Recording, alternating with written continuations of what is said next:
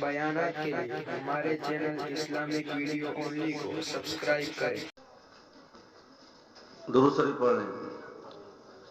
اللہم صلی علی سیدنا و نبینا و مولانا محمد وعلی آل سیدنا و نبینا و مولانا محمد و اصحابہ وبارک وسلم۔ الحمدللہ وحدہ والصلاة والسلام علی من لا نبی بعدہ، اما بعد فاعوذ باللہ من الشیطان الرجیم، بسم اللہ الرحمن الرحیم۔ ولا تهنوا ولا تحزنوا وأنتم الأعلون إن كنتم مؤمنين۔ وقال الله تبارك وتعالى وما أرسلناك إلا رحمة للعالمين۔ صدق اللہ العظیم۔ محترم بزرگوں، عزیز دوستو،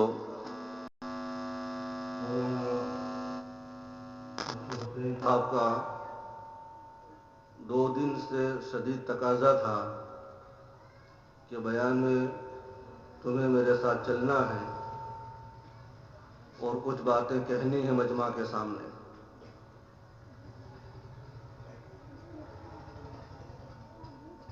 اب تعلق ہے، منع بھی نہیں کر سکتا، اس لیے تعمیل ارشاد میں کچھ باتیں آپ حضرات کے سامنے عرض کرتا ہوں۔ کملی والے آقا تاجدار مدینہ جناب محمد رسول اللہ صلی اللہ علیہ وسلم کی شان بابرکت ایسی عظیم شان ہے کہ آپ کی کوئی ثنا اور کوئی تعریف دنیا کے اندر بیان نہیں کر سکتا، یعنی اس کا حق ادا نہیں کر سکتا۔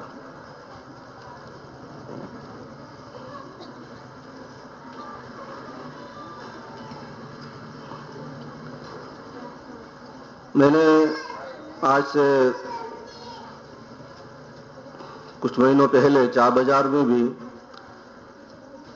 پیارے نبی صلی اللہ علیہ وسلم کی شان بابرکت میں کچھ اشعار پیش کیے تھے۔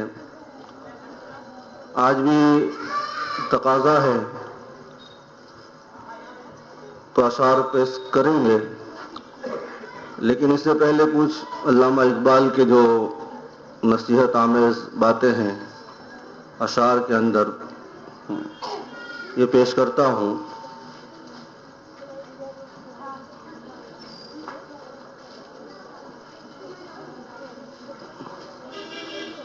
اللہ تعالیٰ نے ہمیں ایمان کی دولت سے نوازا ہے، مسلمان بنایا ہے، یہ بہت بڑی دولت ہے۔ اللہ تعالیٰ ہمیں اس کی قدر کرنے کی توفیق عطا فرمائے۔ ایمان اور یقین کے بغیر انسان کا دین ناقص رہتا ہے، ادھورا رہتا ہے۔ اس کے بارے میں کہتے ہیں کہ خدائے لم یزل کا دست قدرت تو زباں تو ہے۔ ایمان والے کی حقیقت کیا ہے؟ ایمان والا کیا ہے؟ خدائے لم یزل کا دست قدرت تو زباں تو ہے، یقین پیدا کر غافل کے مغلوب گما تو ہے۔ خدائے لم یزل کا دست قدرت تو زباں تو ہے، یقین پیدا کر غافل کے مغلوب گما تو ہے۔ پرہ چرخ نیلی فام سے منزل مسلمان کی، یعنی مسلمان کی منزل یہ آسمانوں سے اوپر ہے کہ مسلمان کی منزل کہاں ہے؟ کہتے ہیں کہ آسمانوں سے اوپر ہے کہ پرہ چرخ نیلی فام سے منزل مسلمان کی، ستارے جس کی گرد راہ ہو وہ کارواں تو ہے۔ یعنی مسلمان تو وہ ہے کہ جو ستارے وہ بھی ان کے راستے کے، ان کے پیروں کے نیچے کی دھول ہے کہ مسلمان تو اتنا ترقی کر سکتا ہے کہ ستارے بھی ان کے پیروں کے نیچے آ جائیں گے۔ خدائے لم یزل کا دست قدرت تو زباں تو ہے، یقین پیدا کر غافل کے مغلوب گما تو ہے۔ پرے ہے چرخ نیلی فام سے منزل مسلمان کی، ستارے جس کی گرد راہ ہو وہ کارواں تو ہے۔ ستارے جس کی گرد راہ ہو وہ کارواں تو ہے۔ مکا فانی مکی آنی، ازل تیرا ابد تیرا، سب تیرا ہی ہے کہ مکا فانی مکی فانی ازل تیرا ابد تیرا، مکا فانی مکی فانی ازل تیرا ابد تیرا،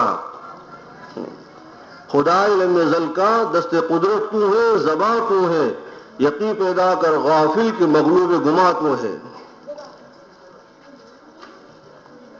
خدا کا آخری پیغام تو ہے، جاویداں تو ہے، مکا فانی مکی آنی ازل تیرا ابد تیرا، خدا کا آخری پیغام تو ہے، جاویداں تو ہے۔ ایمان والا اس کی حقیقت کیا ہے اس کو بیان کرتے ہیں۔ یہ ساری باتیں سمجھنے کی میرے دوست و بزرگوں، یہ اشعار کے اندر قرآن پاک کا ترجمہ کیا ہے اقبال نے اشعار کے اندر۔ آگے ایک جگہ پر کہتے ہیں آہ کس کی جستجو تجھے رکھتی ہے آوارہ، یعنی تو ہی سب کچھ ہے، تیرے پاس بھی ایمان ہے، تیرے پاس بھی دین کی دولت ہے، تو ادھر ادھر کہاں بھٹکتا ہے کہ آہ کس کی جستجو تجھے رکھتی ہے آوارہ، آہ کس کی جستجو تجھے رکھتی ہے آوارہ، راہ تو راہی بھی تو رہبر بھی تو منزل بھی تو،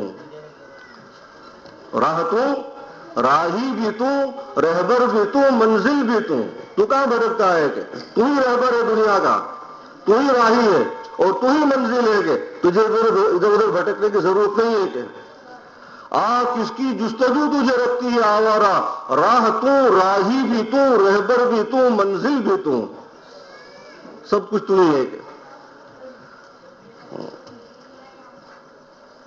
آگے کہتے ہیں ہمارے اوصاف کیا ہے اور صحابہ کرام کے اوصاف کیا تھے، ہمارے اندر کیا کمی آ گئی ہے اور صحابہ کرام کے اندر کیا خوبیاں تھی، اس کو بیان کرتے ہیں، اس کو بیان کرتے ہیں۔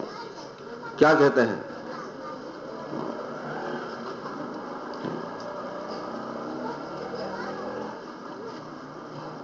تو کہتے ہیں کہ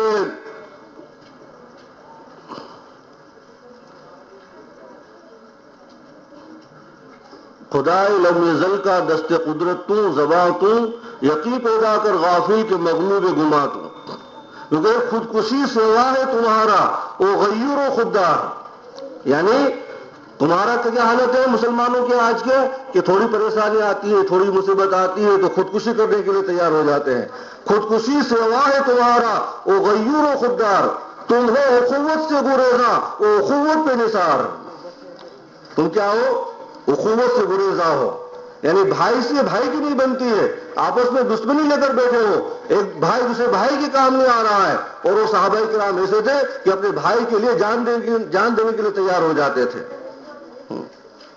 خودکشی سوا ہے تمہارا او غیر و خوددار، تم ہو اخوت سے گریزاں او اخوت پہ نثار، تم ہو گفتار سرابا او سراپا کردار، تم تو باتیں کرتے ہو گے کام نہیں کرتے کہ صحابہ کرام کام کر کے دکھا گئے، تم ہو گفتار سراپا او سراپا کردار، تم ترستے ہو کلی کو او گلستان بکنار، تمہارے پاس تو ایک کلیاں بھی ہاتھ میں نہیں آتی، وہ تو گلستان کے مالک تھے کہ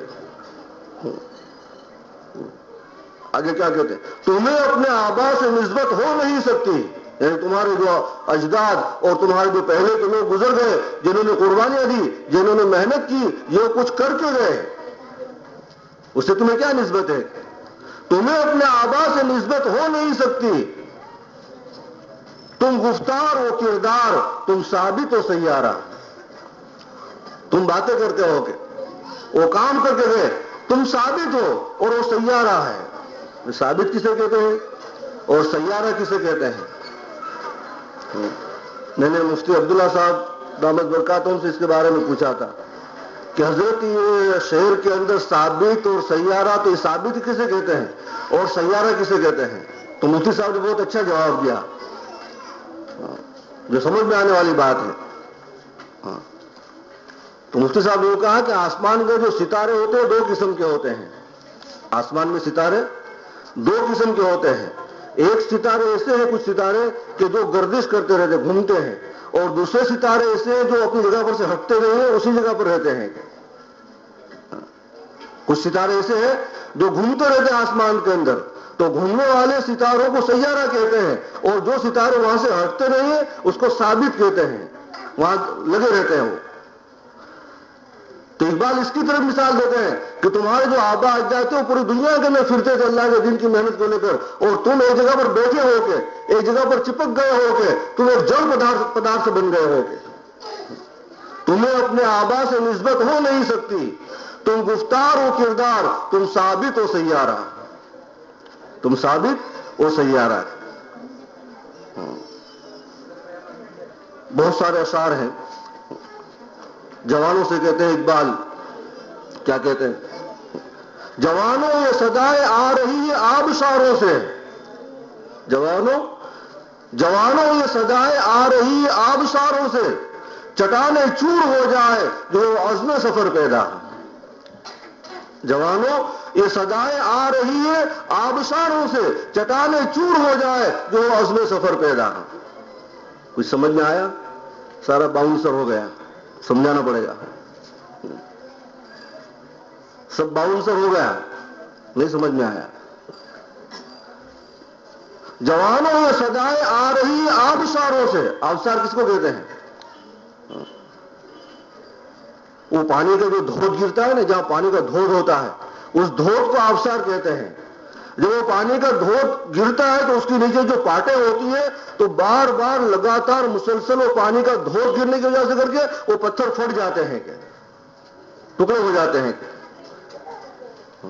تو اقبال اس کی طرف ایک مثال دے کر کہتے ہیں کہ اگر آج کا جوان یہ عزم کر لے کہ ہمیں آگے بڑھنا ہے، تو جیسے پانی کے گرنے سے پتھر ٹکڑے ٹکڑے ہو جاتے ہیں، اس طریقے سے ایک مسلمان، ایک جوان ارادہ کر لے گا کہ ہمیں آگے بڑھنا ہے تو اس کے راستے کی ساری چٹانیں ہٹ جائے گی، کہ اس کے راستے کی ساری چٹانیں ہٹ جائے گی۔ جوانوں یہ صدائے آ رہی ہے آبشاروں سے، چٹانیں چور ہو جائے جو ہو عزم سفر پیدا، چٹانیں چور ہو جائے جو ہو عزم سفر پیدا۔ بہت سارے ہیں۔ اقبال ایک جگہ پر کہتے ہیں تیرے سینے میں دم ہے مگر دل نہیں، تیرے سینے میں دم ہے مگر دل نہیں، تیرا دم گرمی محفل نہیں، تیرے سینے میں دم ہے مگر دل نہیں، تیرا دم گرمی محفل نہیں، گزر جا عقل سے آگے کہ یہ نور چراغ راہ ہے منزل نہیں۔ چراغ راہ کس کو کہتے ہیں؟ عقل کو اقبال چراغ راہ کہتے ہیں کہ عقل کیا ہے؟ چراغ راہ ہے۔ اب چراغ راہ کیا ہے؟ آج کل تو یہ اسٹریٹ لائٹ ٹیوب لائٹ ہو گئی ہے راستے کے اندر۔ پہلے زمانے میں یہ لائٹیں نہیں تھی تو حکومت کی طرف سے راستے کے اوپر اجالے کے لیے رات کو فانوس جلائے جاتے تھے۔ حکومت کی طرف سے آدمی آتا تھا اور جگہ جگہ کے اوپر فانوس ہوتے تھے اور رات کو جلا دیتا تھا، صبح کا اگر بجھا دیتا تھا، راستے کے اوپر لوگوں کو اجالا ملے اس لیے کر کے۔ اس کو چراغ راہ کہتے ہیں۔ اس کی جگہ پر آج اسٹریٹ لائٹ ہو گئی ہے۔ تو کہتے ہیں یہ جو عقل ہے نا وہ منزل نہیں ہے، وہ منزل تک پہنچنے کے لیے ایک راستے کا اجالا ہے۔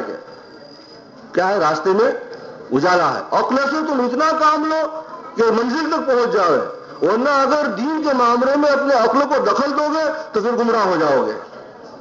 دین کے معاملے میں اپنی عقل کو دخل دو گے اور اپنی عقل کو زیادہ استعمال کرو گے تو پھر کیا ہوگے؟ گمراہ ہو جاؤ گے۔ عقل کو اتنی استعمال کرو کہ اس عقل کے ذریعے سے دین کی منزل تک پہنچ جاؤ۔ اس بات کو کہہ رہے ہیں تیرے سینے میں دم ہے مگر دل نہیں، تیرا دم گرمی محفل نہیں، گزر جا عقل سے آگے کہ یہ نور چراغ راہ ہے منزل نہیں، منزل نہیں۔ ایک جگہ وہ کہتے ہیں کہ عقل کو تنقید سے نہیں فرصت۔ عقل ہے نا یہ تنقید کرتی ہے، اسلام میں ایسا کیوں ہے، یہ مسئلہ یوں کیوں ہے، یہ مسئلہ یوں کیوں نہیں ہے، یہ یوں ہونا چاہیے۔ بہت زیادہ پڑھے لکھے لوگ ہوتے ہیں نا، بہت زیادہ پڑھے لکھے لوگ پھر اس کو بزرگوں کی صحبت میں نہیں رہتے تو پھر اسلام کے اندر نقص نکالتے، ایسا کیوں، مولوی صاحب یہ مسئلہ کیوں۔ تو عقل تنقید کرتی ہے، عقل کیا کرتی ہے؟ تنقید کرتی ہے۔ تو کہتے ہیں کہ عقل کے اوپر بنیاد مت رکھو، دین کی عشق کے اوپر رکھو۔ دین کی بنیاد کس کے اوپر رکھو؟ عشق کے اوپر رکھو۔ کہ عقل کو تنقید سے نہیں فرصت، عشق پر اعمال کی بنیاد رکھ. ایک لوگ کہتے اے بھائی چپ بیٹھو، عقل عیار ہے سو بھیس بنا لیتی ہے. عقل کیا ہے؟ عقل عیار ہے سو بھیس بنا لیتی ہے. عشق بیچارہ نہ ملا نہ زاہد نہ حکیم. عشق کیا ہے؟ اس کے اندر کوئی چال بازی نہیں ہوتی. جس سے کسی کو عشق ہو جاتا ہے نا تو پھر اس کی تو دھن ہو جاتی ہے. جس سے عشق ہو جاتا ہے اس کی طرف اس کی نظر ہوتی ہے، سوچ ہوتی ہے. دنیا والے کیا کہتے ہیں، کیا کرنا چاہے، کچھ نہیں، وہ کود پڑتا ہے، کود پڑتا ہے. اس لیے ایک جگہ پر کہتے ہیں کہ عقل کی دیوانگی، عشق کی دیوانگی طے کر گئی کتنے مقام. عشق جو ہوتا ہے نا تو پھر وہ مقام طے کرتا جاتا ہے، آگے بڑھتا جاتا ہے. عشق کی دیوانگی طے کر گئی کتنے مقام، عقل ابھی تک اسی منزل پہ جس منزل پہ تھی. عقل کہاں ہے؟ وہیں ہے جہاں پر تھی. وہ سوچنے میں رہ جاتے ہیں اور کام کرنے والے کام کر کے گزر جاتے ہیں. تو دین کے معاملے میں زیادہ دخل گیری نہیں کرنے کی، زیادہ عقل کے گھوڑے نہیں دوڑانے کے. آدمی گمراہ ہو جاتا ہے اس سے، آدمی ایمان کو کھو بیٹھتا ہے. دین کے معاملے میں دخل گیری کرنے سے، اپنے عقل کے گھوڑے دوڑانے سے، اعتراض کرنے سے، شوق اور شبہات کے اندر پڑھنے سے. اس لیے کہتے ہیں عقل کو تنقید سے نہیں فرصت، عشق پر اعمال کی بنیاد رکھ. میرے دوستوں بہت سارے ہیں اشعار. تو اجلا پر اقبال کہتے ہیں پرواز ہے دونوں کی اسی ایک فضا میں، پرواز ہے دونوں کی اسی ایک فضا میں، کرگز کا جہاں اور ہے شاہی کا جہاں اور. الفاظ و معنی میں تفاوت نہیں لیکن ملا کی اذا اور ہے مجاہد کی اذا اور. پرواز ہے دونوں کی اسی ایک فضا میں. فضا میں کس کی؟ کرگز کی اور شاہین کی. کرگز کس کو کہتے ہیں؟ کرگز کہتے ہیں وہ گیدھ، اپنی زبان میں اس کو ڈھور کھان کہتے ہیں. وہ جو جانور، مرے ہوئے جانور کو کھاتا ہے. ابھی تو وہ گیدھ بھی کہیں دکھنے میں نہیں آتا. تو کہتے ہیں کہ گیدھ بھی آسمان میں اڑتا ہے اور شاہین بھی آسمان میں اڑتا ہے، لیکن گدھ کا نظریہ، گدھ کی سوچ، گدھ کی لائن الگ ہے اور شاہین کی لائن الگ ہے. گدھ مردار کھاتا ہے اور شاہین ہوتا ہے وہ شکار کر کے تازہ گوشت کھاتا ہے، شکار کر کے تازہ گوشت کھاتا ہے. کہتے پرواز ہے دونوں کی اسی ایک فضا میں، کرگز کا جہاں اور ہے شاہی کا جہاں اور. کہتے ہیں کہ تم کرگز جیسے مت بنو، گدھ جیسے مت بنو، شاہین جیسے بنو، کہ بہادر بنو. کیسے بنو؟ بہادر بنو. بزدل مت بنو کہ مردار کے اوپر جا کر پڑ جاؤ. کہ تم بہادر بنو، ہمت والے بنو. اسی کرگز اور شاہین کے بارے میں ایک اور شعر اقبال نے کہا ہے. کیا کہتے ہیں؟ وہ فریب خوردہ شاہی کہ جو پلا ہو کرگزوں میں، اسے کیا خبر کہ کیا ہے راہ و رسم شاہبازی. وہ فریب خوردہ شاہی یعنی ایک شاہین کا بچہ. شاہین کو گجراتی میں کیا کہتے ہیں؟ وہ باز پرندہ آتا ہے نا، ایگل جس کو کہتے ہیں، اس کو شاہین کہتے ہیں. اور گیت تو میں نے بتا دیا نا، وہ گدڑا آتا ہے، ڈھور کھان اس کو کہتے ہیں. وہ تو کہتے ہیں کہ ایک شاہین کا بچہ، ایک باز کا بچہ، وہ بھول سے وہ گدھوں کے ساتھ میں چلا گیا تو بھی اپنے آپ کو بھی گیت سمجھنے لگا. کیا سمجھنے لگا؟ اپنے آپ کو بھی وہ گیت سمجھنے لگا کہ میں بھی گدڑا ہوں. حالانکہ وہ گدڑا نہیں ہے، وہ شاہین ہے.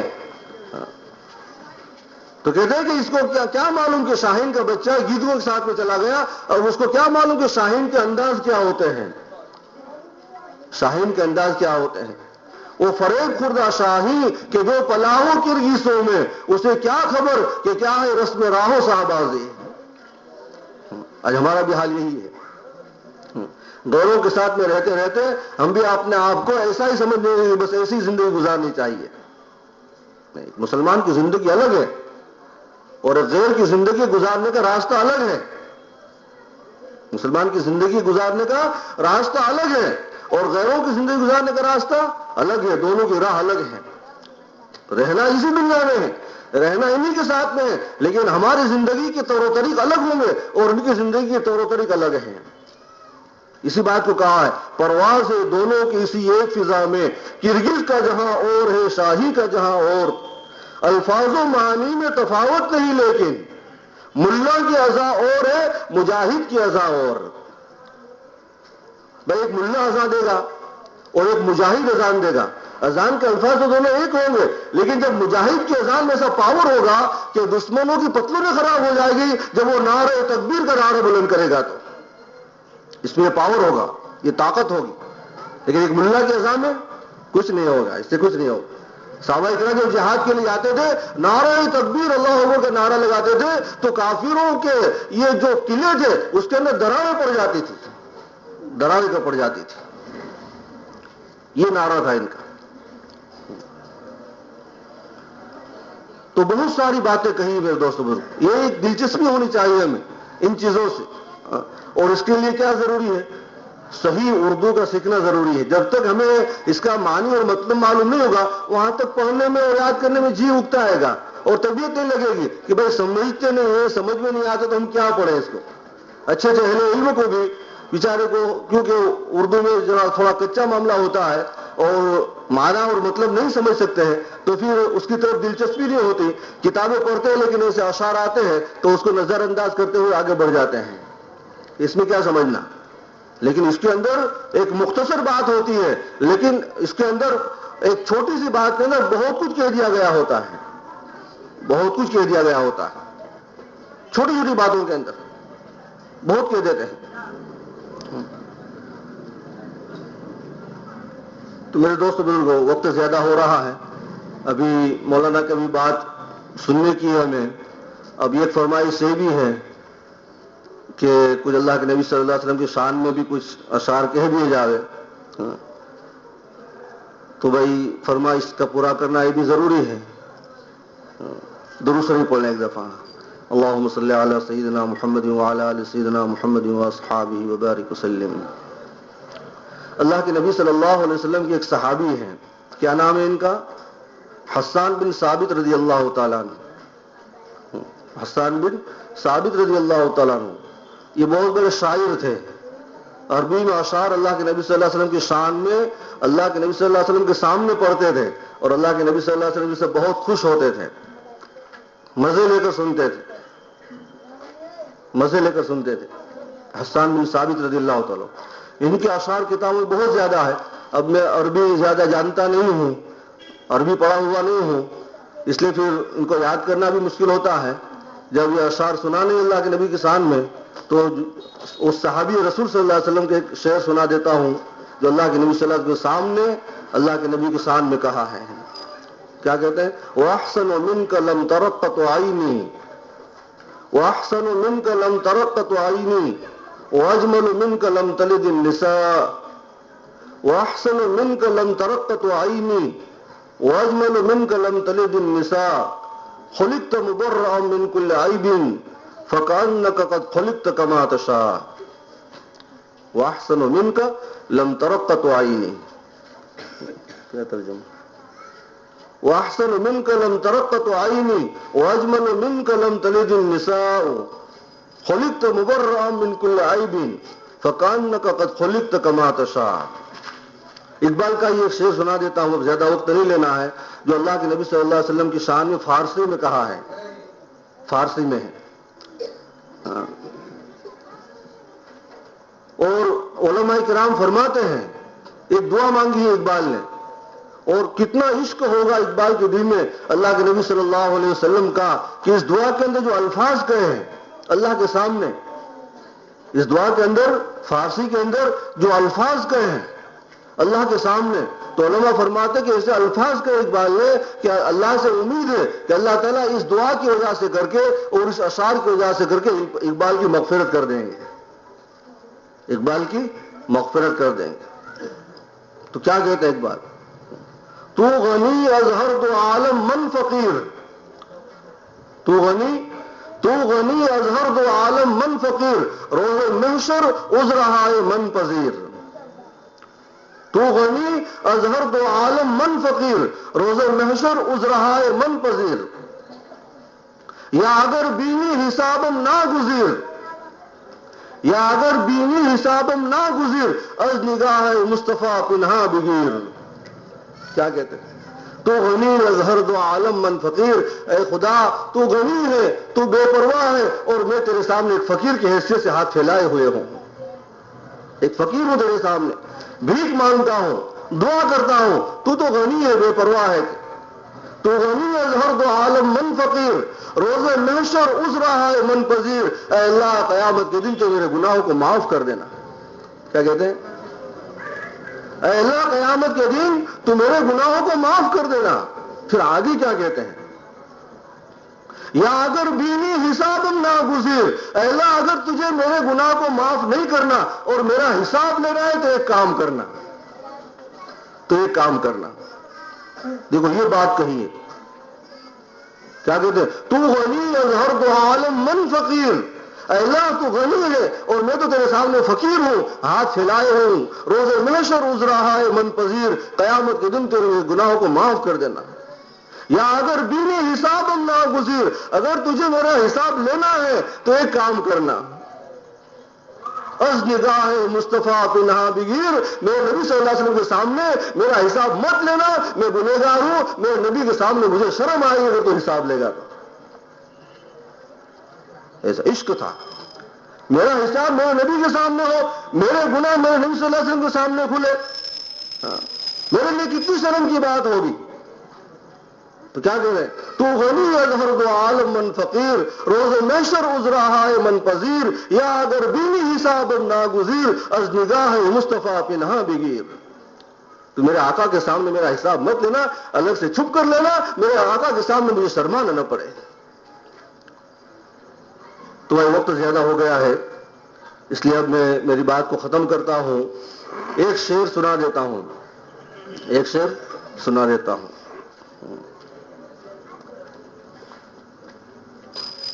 مانگرو کے ایک شاعر ہیں، اس کا نام کیا ہے؟ خشتر مانگرولی۔ عبد الرحمن نام ہے، خشتر ان کا تخلص ہے، اور مانگرول کے ہیں، عبد الرحمن خشتر مانگرولی۔ ہم چھوٹے تھے، ہم نے ان کو دیکھا ہے، بڑی عمر کے تھے، چار بازار میں یہ جو مجید بھائی ہو رہا ہے ان کی دکان کے پاس میں غلام علی صاحب وہی ہے خشتر صاحب بیٹھا کرتے تھے وہاں پر، عصر کے بعد ملاقات بھی ہوئی ان سے۔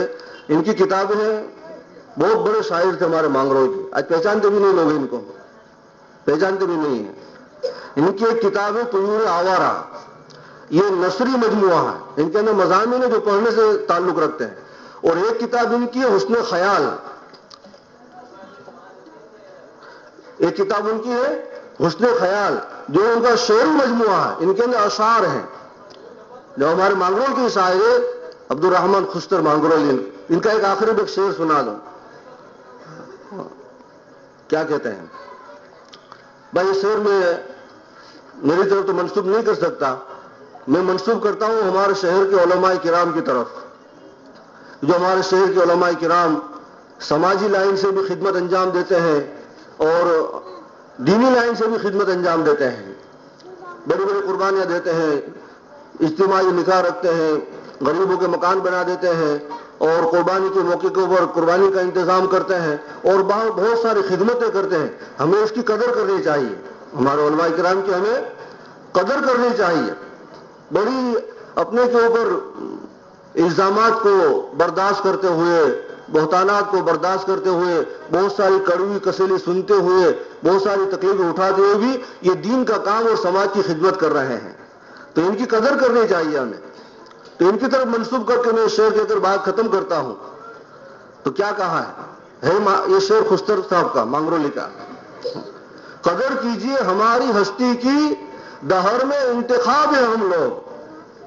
ان علماء کرام کی طرف منسوب کرتا ہوں میں کہ ان کی قدر کرو گے، اللہ نے ان کو چنا ہے ہماری خدمت کے لیے۔ قدر کیجئے ہماری ہستی کی، دہر میں انتخاب ہے ہم لوگ، خارزاروں میں پل کے بھی، یعنی خارزار کاٹے دار جھاڑیاں، ان کے اندر پل کر بھی، ان کے اندر رہتے ہوئے بھی، قدر کیجیے ہماری ہستی کی، دہر میں انتخاب ہے ہم لوگ، خار زاروں میں پل کے بھی خوشتر، رنگ و بو میں گلاب ہے ہم لوگ۔ وآخر دعوانا الحمدللہ۔